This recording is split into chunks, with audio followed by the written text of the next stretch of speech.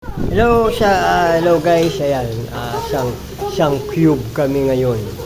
Yung mga anak ko, ayan, sila yung nagluluto, tininong nila, ninong nila yan. Ayan guys, ganito lang kami pag walang pasok sa school.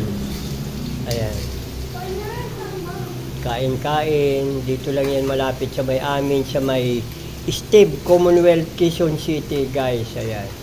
Ayan, siyempre andyan yung ninong niya. Yan. Ayan. Siyempre kailangan enjoy mo yung mga anak nyo pag medyo walang pasok. Kaya dito lang yan matatagpuan sa pagliko dito sa may Commonwealth kaliwa. Ayan. Dito yan. Cube. Ayan guys, sobrang busugan na to hanggang hapon na to.